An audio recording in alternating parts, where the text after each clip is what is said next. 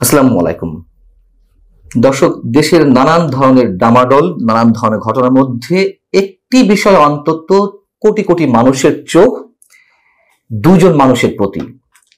একজন আমাদের রাষ্ট্রপতি মোহাম্মদ শাহাবুদ্দিন চুপ্পু, আর একজন সেনাপ্রধান জেনারেল ওয়াকারুজ্জামান।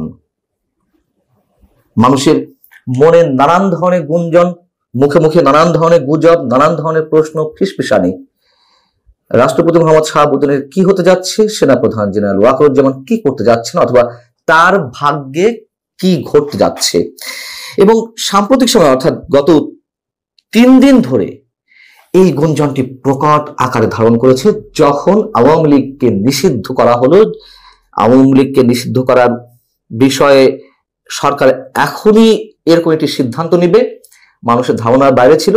যখন এই ঘটনাটা ঘটলো, তারপর থেকেই এই দুই ব্যক্তি সম্পর্কে নানান ধরনের গুঞ্জন। তো 3 দিন আগে সেনাপ্রধান জেনারেল ওয়াকারুজ্জামান বঙ্গভবনে গিয়েছিলেন, এটা সত্য কথা। এটিকে কেন্দ্র করে একটি পক্ষ বলার চেষ্টা করছেন তিনি সামরিক কূ ঘটানোর জন্য সেনা সমাবেশ ঘটিয়েছিলেন বঙ্গভবনে। কারা এই বিষয়টি বলছেন? যারা সেনা প্রধানকে যে কোনো হোক চাকরিচ্যুত করাতে চান। সেনাপ্রধান শেখ হাসিনা নিয়োগকৃত, তাকে দিয়ে বিশ্বাস নেই, তিনি যে কোনো সময় যে কোনো ধরনের ঘটনা ঘটিয়ে ফেলতে পারেন, তাই এখনই সময় তাকে বরখাস্ত করার। তারা বলছেন যে জেনারেল ওয়াকার সামরিক কূ ঘটানোর জন্য এই কাজটি করেছেন। তবে সেনাবাহিনীর জুনিয়র কর্মকর্তাদের প্রবল আপত্তির মুখে তিনি সেই সিদ্ধান্ত থেকে সরে আসেন। আরেকটি পক্ষে বলছেন যে তাকে বরখাস্ত করার যাবতীয় কর্মকাণ্ড হাতে নেওয়া হয়েছিল, সেভাবে সরকারের প্রস্তুতি ছিল। প্রস্তুতির অংশ হিসেবে প্রধান উপদেষ্টা কার্যালয় থেকে একটি চিঠি নাকি রাষ্ট্রপতি দপ্তরে গেছে, যেটা সেনা প্রধানকে চাকরিচ্যুত করার জন্য, এবং সেখানে রাষ্ট্রপতি যাতে স্বাক্ষর করা হয়। এই কথা শুনে, এটি পুরনো কথা, তারপরেও আমি একটু মেলানোর জন্য আপনাদের সামনে তুলে ধরছি বিষয়টা আসলে কি।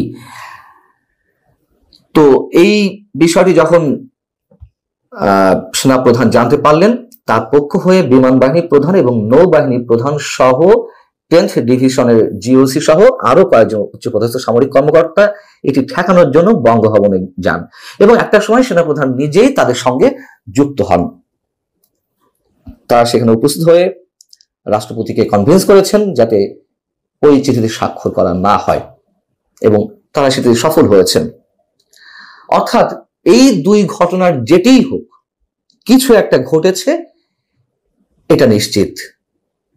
এবং কিছু একটা যে ঘটবে, কিছু একটা ঘটতে চলেছে, এটা মানুষ দীর্ঘদিন ধরে আশঙ্কার মধ্যে রয়েছে। এখন বিষয় হচ্ছে কি, যে রাষ্ট্রপতি মোহাম্মদ শাহাবুদ্দিন তিনি আওয়ামী লীগের লোক, আওয়ামী লীগ দ্বারা নির্বাচিত, এটা আমরা সবাই জানি। তাই সরকারের সব পক্ষের থেকে তাকে সন্দেহ দৃষ্টিতে রাখা হয়েছে। খুবই স্বাভাবিক একটি বিষয়, এবং যার কারণে সরকারের আশীর্বাদ পুষ্ট যে রাজনৈতিক দল এনসিপি বা জাতীয় নাগরিক পার্টি, তার নেতারা অথবা বৈষম্য বিরোধী ছাত্র আন্দোলনের নেতারা, আমরা তো প্রকাশ্য দেখলাম যে বঙ্গভবন ঘেরাও করা হলো তার অপসারণের জন্য। পরবর্তীতে বিএনপির প্রবল আপত্তির মুখে সেই বিষয়টি ঠেকানো গেছে, কিন্তু পুরোপুরি যে তিনি নিশ্চিন্ত অবস্থা আছেন, নিশ্চয় তা নয়। আর সেনাপ্রধান পড়েছেন উভয় সংকটে, এটিও পুরনো কথা।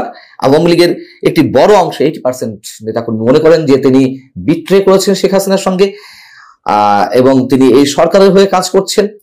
অর্থাৎ আওয়ামী লীগের একটি বড় অংশের চোখে যেমন তিনি চক্ষুশূল, ঠিক একইভাবে আবার সরকারের মধ্যকার একটি প্রভাবশালী বড় অংশের সন্দেহের মধ্যে সেনাপ্রধান যে কোনো কিছু ঘটিয়ে ফেলতে পারেন যে কোনো সময়। সামরিক কূ করে তিনি বর্তমান সরকারে বিদায় দিতে পারেন, বা নিজের হাতে ক্ষমতা নিয়ে নিতে পারেন।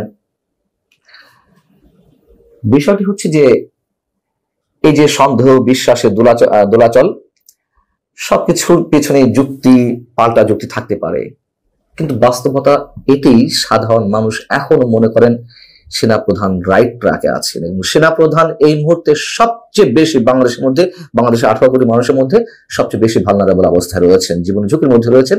এটাও সত্য কথা। সেনাপ্রধান যেটা বলছিলাম রাইট ট্র্যাকে আছেন কিনা। তিনি তো 5 আগস্ট বলেছিলেন যে তার উপরে আস্থা রাখতে এবং যত দ্রুত সম্ভব দেশকে একটা গণতান্ত্রিক অবস্থায় উত্তরণের ব্যবস্থা তিনি করে ফেলবেন।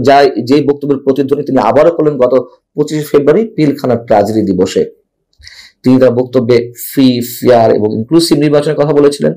সেই জায়গা থেকে জাতীয় নাগরিক পার্টির নেতাদের, তখনও তো এই পার্টি আত্মপ্রকাশ করেনি, অর্থাৎ বৈষম্য বিরোধী ছাত্র আন্দোলন সমন্বয়কদের তুমুল সন্দেহ ছিল এবং সন্দেহ প্রকট আকার ধারণ করলো যে আওয়ামী লীগকে তিনি ইনক্লুসিভ নির্বাচন বলতে আওয়ামী লীগের অংশগ্রহণের কথা বোঝাতে চাইছেন। এরপরে তো আরো অনেক কাহিনী ঘটেছে। সেনা প্রধান আওয়ামী লীগকে চান কি না চান, সেনা প্রধান নির্বাচন চান কি না চান, তার একটি কথা তো গুরুত্বপূর্ণ ওই দিন ছিল, যার কারণে আমার এই কন্টেন্টটি করা। সেটি হচ্ছে আপনারা সবাই কাদা ছুড়াছুড়ি করবেন না। এইভাবে একে অন্যের প্রতি কাদা ছুড়াছুড়ি করলে দেশের স্বাধীনতা, সার্বভৌমত্ব হুমকির মুখে পড়বে। আমাকে তখন দোষারোপ করতে পারবেন না। প্রত্যেকের জায়গা থেকে একটু চিন্তা করুন। তিনি যতই বিতর্কিত হন অথবা বিতর্কের বাইরে থাকুন, এই কথাটি কি আমরা কেউ অস্বীকার করতে পারবো? যা কিছু ঘটছে মুক্তিযুদ্ধের পক্ষে বিপক্ষে, যা কিছু ঘটছে রাজনৈতিক সমীকরণ থেকে বিএনপির বিপক্ষে একসময় এনসিপি আবার কখনো জামাতের বিপক্ষে, জামাত আবার কখনো এনসিপির বিপক্ষে, বিএনপি আবার জামাতের বিরুদ্ধে, এই যে কাদা ছোড়াছুড়ি, এর মধ্যে আমরা ধরে নিলাম সব কটি পার্টি দেশপ্রেমিক, কিন্তু এই দেশটিকে নিয়ে যে একটা গভীর ষড়যন্ত্র চলছে, এটা তো অস্বীকার করার কোনো উপায় নেই। গভীর এক ষড়যন্ত্র জাতীয় এবং আন্তর্জাতিক পর্যায় থেকে। তো আমরা সেনাপ্রধানের বক্তব্য কিভাবে উড়িয়ে দেব? আমি সেনাপ্রধানের বিপক্ষে অবস্থান নিলেও তার এই বক্তব্যগুলোকে আমি কিভাবে অ্যাভয়েড করব? এগুলো তো দৃশ্যমান। এবং সর্বশেষ করিডোর ইস্যুতে যা কিছু